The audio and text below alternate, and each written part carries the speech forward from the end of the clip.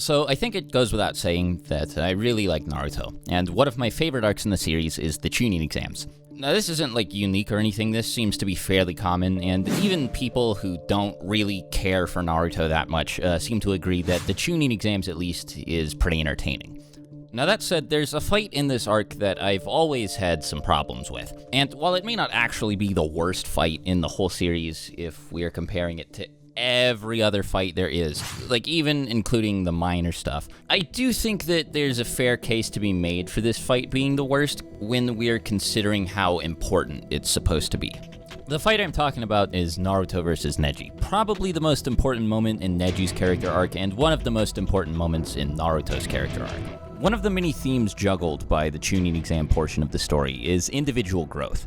And this fight is supposed to serve as an opportunity for Naruto to show off how much he's improved since he graduated from the academy. It acts as an extension of this theme in more ways than one. It isn't just focused on how much stronger Naruto's gotten, but also on how much Naruto has grown as a person. There's a bit of irony at the core of all this, because even though Neji is supposed to be really strong, like the strongest genin there is, we've seen Naruto go through a bunch of personal growth over the course of the Land of Waves arc and the first chunk of the Chunin exams. But based on the way Neji speaks here, we're given the impression that as a person he's remained stagnant. He hasn't gone through any kind of character growth of his own because his worldview has prevented him from doing so. So it's not just up to Naruto to prove that he's the better fighter here, he's also got to prove that he has the superior ideology. The issue at hand, the topic that Naruto and Neji are debating about, is destiny and one's place in the world. Neji firmly believes that people can't change and that they are destined from birth to do something. They don't get to pick what that something is. It's preordained at the time of, or maybe a little bit before their birth. The main point is he believes in destiny and doesn't really agree with the idea that people have the ability to change their role in the universe or what it was that they were meant to do or meant to be. Naruto was born a failure, and that's just his destiny. He can't do anything to change that, and obviously this ideology can't coexist with Naruto's goal of becoming Hokage. If Neji's right about this, and Naruto's just destined to suck forever, then he can't do the thing that he's wanted to be able to for his entire life. And so, not just for Neji's sake, but for his own sake as well, he has to dismantle this. He has to figure out a way to argue against it and prove that somebody like him, who was once a failure, can, against all odds, become just as powerful as, if not even stronger than, a natural genius like Neji. Of course, the most effective way for Naruto to do this would just be to win the fight.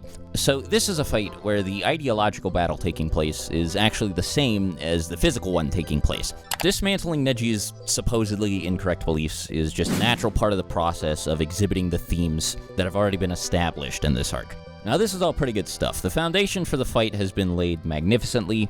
It naturally juggles a whole lot of stuff at once, but in execution, it's not so great. It doesn't handle much of this very well, and even if we strip the fight of all this secondary stuff and just look at it on the very surface level, it's not very entertaining either. Like, even if we critique it just for the quality of the spectacle and ignore all the thematic stuff, it still sucks. The main thing that irks me about this fight, and this has always bothered me, even when I first watched this fight as a dumb little kid, I didn't like this at all, is that the whole time Naruto's just getting thrashed.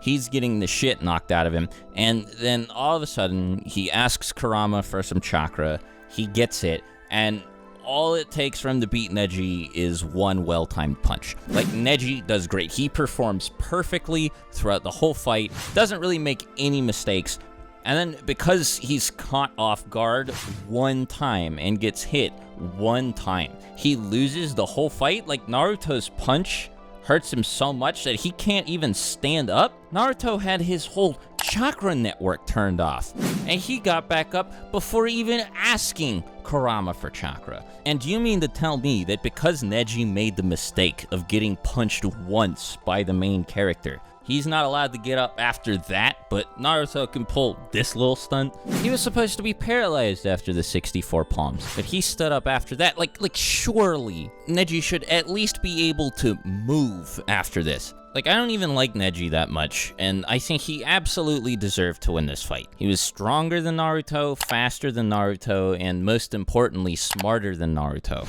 Like, I'm not the biggest fan of My Hero Academia, and don't particularly like its tournament arc. I think the Chunin exams is much better, but that series handled this exact scenario a lot better by actually having the main character lose the fight. I get that it was important to establish that Naruto had gotten stronger, but the thing is, this fight doesn't really give you that impression. It gives you the impression that Naruto is more willing to ask Kurama for help and is able to control the Nine Tails chakra a little bit better than he used to be. But like at this point, that's not really his power. He and Kurama aren't friends. And every other time that Naruto has used Kurama's power to help him out in the fight, one of two things has happened. It's carried some pretty serious consequences, like for example, Naruto will slightly or even sometimes completely lose any semblance of who he is. Or in the case of the QB Chakra mode, he's only able to attain this power as a result of intense training and eventually as a result of befriending Kurama. This isn't the case when he fights Gaara, to be fair. In that fight, he also gets his little poopy orange Cheeto puff dust QB Chakra cloak. But in that fight, he at least wins thanks to learning how to use a new jutsu. Whereas here, he just wins for free. He doesn't change his approach to combat, he just gets a sudden, kind of arbitrary power boost. And he doesn't adapt to Neji's fighting style, he doesn't try to cover any of the weaknesses that Neji has been exploiting the entire fight. He just tries to hit him so hard that all of Neji's defensive options won't work anymore. That's so stupid. Like, let's look at Gaara versus Lee, for example. A much better fight. Everybody likes this fight, right? And there's a pretty similar dynamic going on here, the underdog versus the overpowered god. Towards the end of the fight, Lee does something very similar. He taps into a dangerous inner power in order to try and close the gap present between he and Gaara.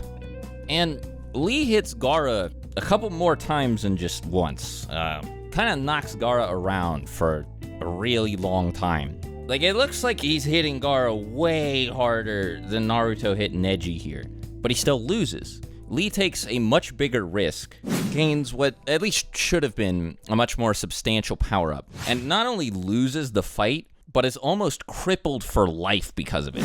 So, like, purely from an author's perspective, if this is what happened to Lee in a very similar situation, why does Naruto deserve to beat Neji here? He performed a lot worse in the fight.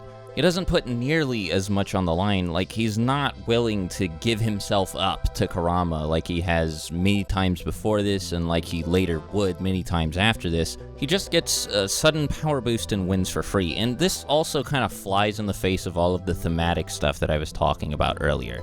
The fact that Naruto is just able to call on the power of the Nine Tails, like that he has been carrying this enormous power inside of him from birth.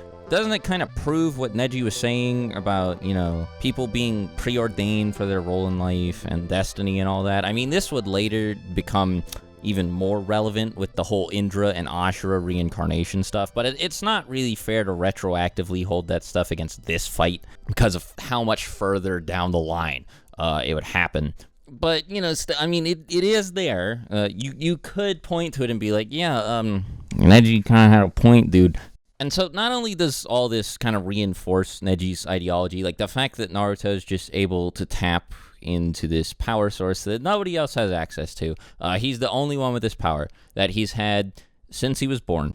That he doesn't improve throughout the fight. He doesn't change his approach to combat. All he does is ask for his own super special, exclusive cheater juice, and then he's just able to win for free. Like, this doesn't exhibit any of the themes that it's supposed to. The fight fails to deliver on its premise. The underdog overcomes the natural genius through tenacity and hard work. Naruto doesn't do that.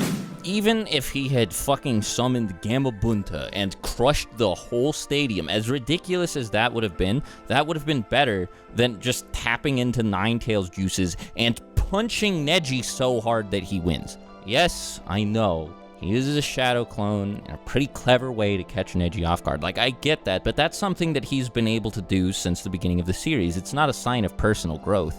Like every other major time Naruto overcame an obstacle, it was thanks to something new he learned, or some discovery he'd made. Like, beating Kabuto was thanks to his mastery of the Rasengan. Beating Kakuzu, thanks to his mastery of the Rasen Shuriken, Pain, Sage Mode, Obito, Madara, Nine Tails Chakra Mode, Six Paths Sage Mode, so on and so forth. But here, it's just so weird. This fight's an anomaly. It doesn't fall in line with any of the other stuff. But yeah, I think that's all I have to say. As always, thanks for watching. Talk to you later.